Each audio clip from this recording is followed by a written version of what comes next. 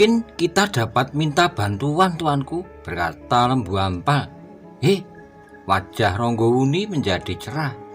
Apakah begitu, Empu Songgondaru? Tentu, tuanku. Hamba akan dengan senang hati membantu tuanku membawa harimau itu ke istana Singosari. Bahkan hamba tidak akan berkeberatan untuk menyerahkan diri hamba dan harimau yang telah berhasil hamba tangkap bagi hiasan pula di istana Singosari. Oh, Ronggowuni tertawa. Kita sudah membaginya dengan adil. Kau seekor dan aku seekor. Empu Songgondaru menarik napas dalam-dalam. Ia menyadari bahwa Ronggowuni tentu akan menolak karena sifat-sifatnya yang keras tetapi luhur. Karena itu Empu Songgondaru tidak memaksanya, katanya kemudian, "Baiklah tuanku, jika tuanku bermurah hati mengizinkan hamba memiliki harimau yang seekor itu, mengapa tidak? Bukankah kau sendiri yang mendapatkannya? Tetapi hutan ini adalah tlatah Singosari. Jika tuanku menghendaki, apapun yang ada di dalam wilayah Singosari adalah milik tuanku." "Itu tidak benar," jawab Ronggowuni dengan wajah yang bersungguh-sungguh. "Singosari bukan milik Ronggowuni dan Maisa Cempaka. Ronggowuni adalah milik seluruh rakyat Singosari, meskipun pemilikan secara khusus diatur menurut adat. Sehingga dengan demikian rakyat tidak berebutan atas sesuatu barang." Empu Songgondaru mengangguk-angguk, katanya, "Sebenarnya lah demikian, tuanku. Tuanku adalah seorang maharaja yang sangat bijaksana." Ronggowuni tertawa, katanya, "Bertanyalah kepada Maisa Cempaka. Bukan akulah yang bijaksana. Agaknya memang demikian yang seharusnya. Tetapi ada yang berpendapat lain, tuanku. Seolah-olah seisi negara itu adalah milik seorang raja. Itu adalah perkecualian, bukan ketentuannya yang merupakan perkecualian yang harus diakui. Tetapi raja yang bersikap demikian itulah yang merupakan seorang raja yang berbuat menyimpang dari keharusan seorang raja." Empu Songgondaru mengangguk-angguk lalu katanya, "Sebenarnya lah tidak salah yang hamba katakan, tuanku. Memang sangat bijaksana. Tetapi baiklah jika tuanku tidak ingin mendengar hamba mengucapkannya sekali lagi." Ia berhenti sejenak lalu, "Yang hamba tunggu adalah perintah tuanku tentang harimau itu. Ya, besok kita akan membawanya kembali ke Singosari. Kita akan memanggulnya berganti-ganti melalui jalan-jalan sempit," berkata Ronggowuni. "Tuanku," berkata Lembu Ampal kemudian, "sebenarnya tuanku dapat minta pertolongan Empu Songgondaru dengan cara yang lain." Ronggowuni mengerutkan keningnya. "Tuanku dapat minta bantuan seorang cantriknya pergi ke istana dan menyampaikan perintah tuanku agar beberapa orang pengawal yang telah ditemukan sebelumnya menjemput tuanku." Ronggowuni memandang Maisa Cempaka sekilas, namun ia pun kemudian menyadari bahwa usul Lembu Ampal itu adalah yang paling baik. Seandainya ia minta Lembu Ampal sendiri pergi ke istana, tentu Lembu Ampal tidak akan bersedia. Bukan karena ia tidak bersedia menjalani perintahnya, namun tentu tidak mau meninggalkannya dan Maisa Cempaka berdua saja bersama para pemburu yang masih belum dikenalnya. Namun dalam pada itu tiba-tiba saja Empu Baladatu berkata, "Tuanku adalah bijaksana sekali jika tuanku memberikan perintah kepada para pengawal untuk menjemput tuanku dan harimau yang masih hidup itu. Tetapi apakah dengan demikian para pengawal mempercayai utusan yang belum dikenal itu?" Ronggowuni termangu sejenak. Apakah hal itu tidak akan dapat menimbulkan kesulitan para cantrik yang tidak tahu menau itu? Desak Empu Baladatu selanjutnya. "Karena itu adalah yang paling baik untuk pergi ke istana. Memanggil para pengawal adalah pamanda tuanku." "Apakah aku yang kau maksud?" bertanya Lembu Ampal. "Ya, Lembu Ampal memandang Ronggowuni dan Maisa Cempaka berganti-ganti. Namun seperti yang diduga oleh Ronggowuni, maka Lembu Ampal pun berkata, "Hamba tidak akan meninggalkan tuanku, Ronggowuni dan tuanku Maisa Cempaka."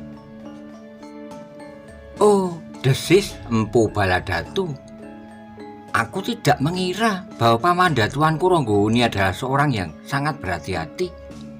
Tuanku Ronggowuni dan tuanku Maisa Cempaka adalah anak-anak muda yang pilih tanding. Bahkan mungkin tidak ada seorang pun yang dapat mengimbangi kekuatannya. Kakang Empu Sanggondaru juga tidak. Apa yang perlu dicemaskan? Jika orang lain yang harus pergi, maka itu akan berarti membuang waktu yang tidak berarti.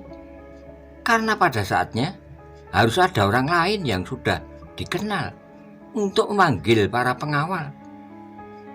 Lembu Ampal mengangguk-angguk sejenak, namun kemudian ia berkata, "Memang mungkin sekali terjadi bahwa cantrik itu tidak akan dipercaya, dan bahkan mungkin dapat menimbulkan kesulitan padanya. Namun ada cara lain yang lebih baik.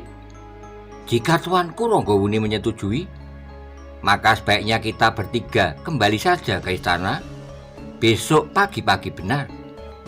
Aku kemudian akan kembali dengan para pengawal untuk mengambil harimau ini. Jadi pertolongan yang kami perlukan dari Empu Sanggondaru adalah sekedar menunggui harimau ini." Empu Baladatu tidak menyangka bahwa cara itulah yang justru diusulkan oleh Lembu Ampal. Namun sebelum ia menjawab, Ronggowuni justru bertanya, "Apakah kita akan berjalan kaki? Jika Empu Sanggondaru tidak berkeberatan, kita dapat meminjam kuda-kuda mereka. Aku akan membawanya dan mengembalikannya kemari." Sejenak Ronggowuni termenung mendapat Lembu Ampal itu sangat menarik. Tetapi dengan demikian maka berarti bahwa perburuan selanjutnya telah dihentikan. Dalam pada itu Empu Baladatu pun menjadi berdebar-debar. Jika demikian, maka ia akan kehilangan kesempatan untuk melakukan sesuatu selama masa perburuan itu. Namun kemudian ia pun berkata kepada diri sendiri, "Apa yang dapat aku lakukan sekarang? Agaknya sikap Kakang Sanggondaru meragukan sekali.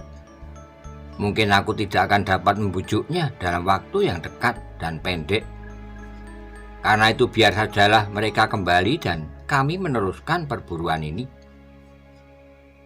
Dalam pada itu Empu Sanggondaru pun mengangguk-angguk sambil berkata, "Baiklah tuanku, jika tuanku menghendaki, biarlah hamba bersama adik hamba menunggu harimau-harimau itu di sini sampai saatnya para prajurit datang mengambilnya. Hanya harimau yang masih hidup itulah yang akan aku bawa ke istana." "Hamba tuanku," jawab Empu Sanggondaru. Empu Baladatu tidak mempunyai rencana apapun lagi dalam waktu yang dekat, karena ia masih belum menemukan tanda-tanda yang meyakinkannya bahwa kakaknya akan bersedia membantunya. "Besok pagi-pagi benar kami akan meninggalkan hutan perburuan ini," berkata Ronggowuni. "Dan aku sependapat dengan Paman Lembu Ampal. Silakan tuanku, jika tuanku sudi mempergunakan kuda hamba, maka hamba akan menyerahkannya dengan bangga. Terima kasih, agaknya kali ini aku tidak akan dapat berburu sesuai dengan rencanaku. Justru karena aku kasihan melihat harimau itu, tentu ia akan kehausan dan lapar. Tetapi dalam keadaan seperti itu, maka ia tidak akan dapat makan dan minum secukupnya." Empu Baladatu hanyalah mengangguk kepalanya saja. "Nah," berkata Ronggowuni kemudian, "aku akan beristirahat. Mungkin Adinda Maisa Cempaka juga lelah dan akan beristirahat pula. Sampai saatnya kita akan kembali ke Singosari." "Aku tidak berbuat apa-apa, Kakanda," jawab Maisa Cempaka. "Tapi menunggu adalah pekerjaan yang barangkali lebih menjemukan dari melakukan sesuatu, sehingga kau pun memerlukan beristirahat pula." Maisa Cempaka tertawa, jawabnya, "Baiklah, Aku akan beristirahat.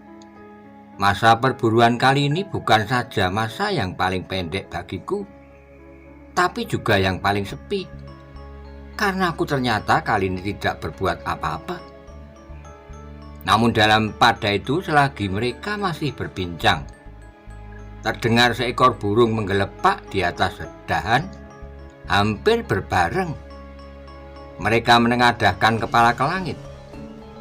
Ternyata bahwa langit telah menjadi merah oleh fajar yang bakal merekah. Ternyata aku tidak sempat beristirahat, desis Ronggowuni. Aku harus segera mempersiapkan diri dan kembali ke kota raja, agar para prajurit segera dapat mengambil harimau itu. Ya tuanku, silakan tuanku berkemas.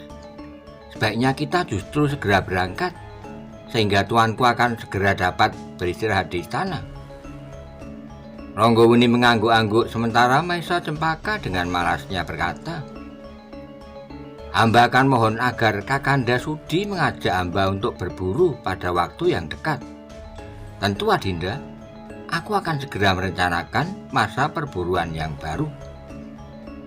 Demikianlah, maka Ronggowuni, Maesa Cempaka dan Lembu Ampal pun segera mempersiapkan diri. Mereka akan segera kembali ke kota raja, agar harimau yang terikat itu dapat diselamatkan dan dapat hidup di dalam kandang di halaman istana Singosari. Namun pada itu ketika matahari telah naik serta Ronggowuni dan adindanya Maesa Cempaka beserta Lembu Ampal telah siap, terdengar derap beberapa ekor kuda. "Tuanku," desis Lembu Ampal, "hamba mendengar derap beberapa ekor kuda." Ronggowuni mengangguk-angguk katanya, "Ya, aku juga mendengar. Agaknya itu adalah kuda-kuda yang jejaknya kita lihat kemarin," desis Empu Songgondaru.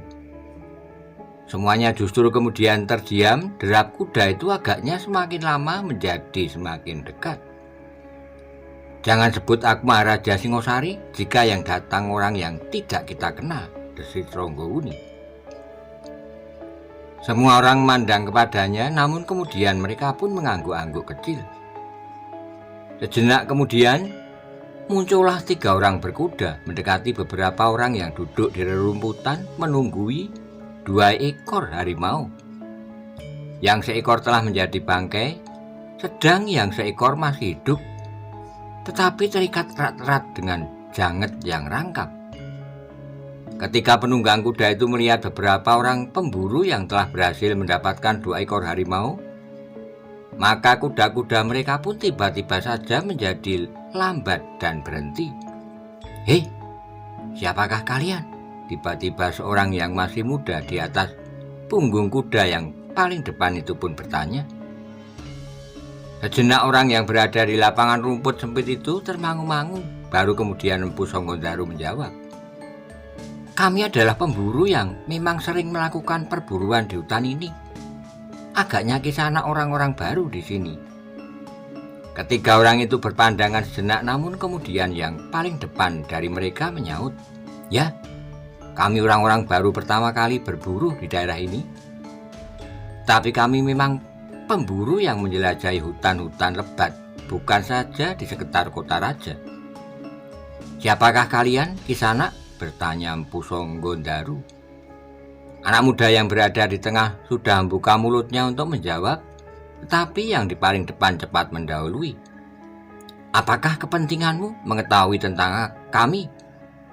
Kami adalah pengembara yang berburu di segala tempat dan medan. Namaku tidak berarti apa-apa bagimu, karena aku yakin kau belum pernah mendengarnya. Seperti aku juga belum pernah mendengar namamu, meskipun sikap dan terutama pakaianmu telah meyakinkanku bahwa kau memang seorang pemburu. Aku tidak pernah menyembunyikan sesuatu tentang diriku, Kisana. Aku adalah Empu Songgondaru, seorang yang tinggal di perdepoan yang tidak jauh dari hutan ini. Kerjaku sehari-hari memang berburu, sehingga aku harus berbuat kelengkapan berburu yang memadai. Tapi mengapa tidak semua orang-orangmu memakai pakaian buru seperti yang kau pakai? Yang terpenting dari kesulitannya adalah terlalu sedikit belulang yang bagus untuk dijadikan pakaian. Seperti yang aku pakai sekarang. Alasan yang lain mereka tidak tahan. Karena pakai pakaian kulit harimau memang terlalu panas. Tetapi bagiku ini adalah suatu kebanggaan, Empu Sanggondaru menjawab. Anak muda yang berkuda di paling depan mengangguk, katanya. Ternyata kau lebih beruntung daripadaku. Aku belum pernah mendapat seekor binatang pun selain seekor rusa kecil yang sudah kami jadikan santapan sejak kemarin. Oh, kami pun baru mendapatkan 2 ekor harimau. Orang-orang berkuda itu mengerutkan keningnya, namun sementara itu Empu Sanggondaru masih bertanya, kau belum menjawab di sana siapakah kalian sebenarnya? Sekali lagi anak muda yang berkuda di paling depan mendahului ketika yang berada di belakangnya sudah siap untuk menjawab. Kami adalah perantau yang tidak banyak dikenal, namaku Rute. Kedua kawanku ini adalah Tanca dan Sasak. Empu Sanggondaru mengangguk-angguk, namun dia melihat perubahan wajah kedua orang berkuda di belakang anak muda yang menyebut 3 buah nama itu. Sehingga baik Empu Sanggondaru maupun orang-orang lain yang bersamanya segera mengetahui bahwa nama-nama itu bukanlah nama yang sebenarnya. Tapi mereka sama sekali tidak mempedulikannya, karena mereka memang dapat saja berpapasan di jalan dengan orang yang bernama siapapun juga. Namun dalam pada itu ternyata kedua ekor harimau itu sangat menarik perhatian ketiga pemburu berkuda itu, sehingga mereka seolah-olah tidak melepaskan tatapan mata kepada harimau-harimau itu. Kisana, tiba-tiba anak muda yang berkuda di paling depan berkata, apakah kedua ekor harimau itu juga akan kalian bawa pulang? Ya, tentu Kisana. Menarik sekali bahwa kalian berhasil menjerat harimau itu dan menangkapnya hidup-hidup. Empu Sanggondaru mengerutkan keningnya, namun ia menjawab, ya, semalam suntuk kami memasang jaring yang seekor terpaksa kami bunuh karena berhasil melepaskan diri dari jaring kami. Anak muda berkuda itu mengangguk-angguk, katanya, bukan kau pemburu-pemburu yang memang pekerjaanmu memburu? Ya, ya anak muda. Lalu untuk apakah hasil buruanmu itu? Oh, Empu Sanggondaru mengerutkan keningnya, kemudian jawabnya, aku adalah pengumpul binatang buruan. Kulitnya, tulang-tulangnya, dan bahkan aku mengeringkannya. Jika malang, buruan kami dapat kami tangkap utuh. Anak muda itu mengangguk lalu katanya, jika demikian tentu kalian juga mendapatkan nafkah kalian dari perburuan yang kalian lakukan. Tidak seluruhnya, Kisana, karena kami juga bertani di perdepoan kami.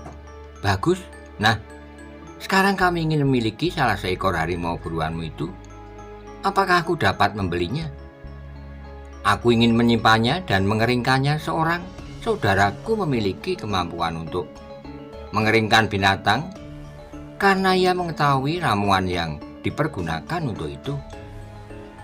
Empu Sanggondaru mengerutkan keningnya lalu jawabnya, maaf Kisana, kami pada dasarnya memang seorang pemburu yang sebagian besar hidup kami habiskan untuk berada di tengah-tengah hutan seperti sekarang ini. Tapi bukan maksud kami untuk menjual hasil buruan kami. Karena kami adalah orang-orang yang senang akan hasil buruan kami bagi perhiasan rumah kami.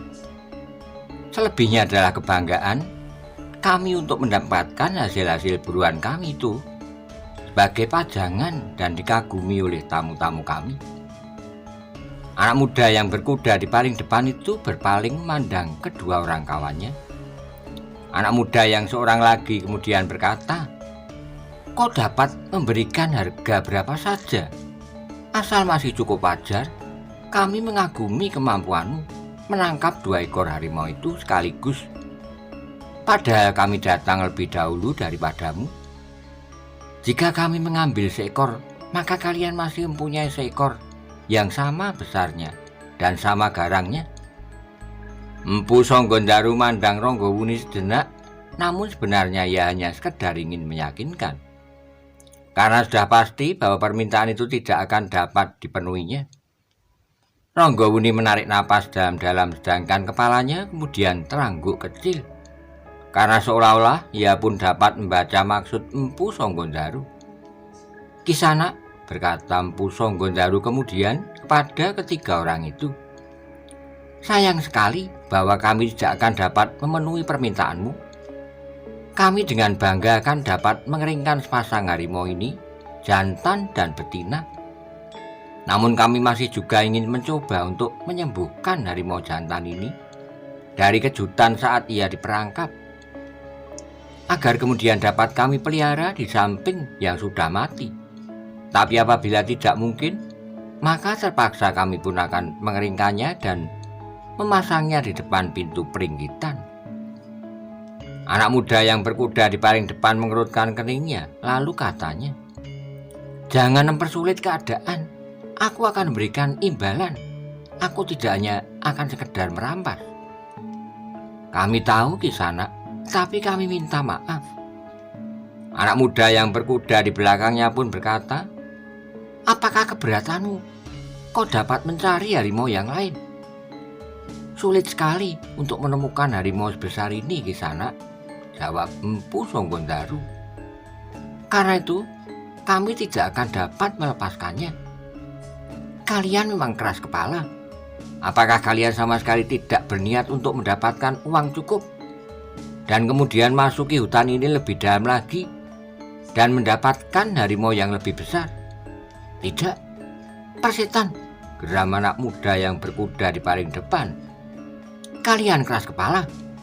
Buat apa sebenarnya kalian berburu jika hanya akan kau timbun di dalam rumahmu saja tanpa menghasilkan apa-apa?" "Itu urusan kami," tiba-tiba Empu Baladatu yang telah lebih panas menjawab. Ia tidak sabar lagi melihat anak-anak muda yang baginya terlalu sombong. Sedang seorang yang nampaknya lebih tua sama sekali tidak berbicara apa-apa.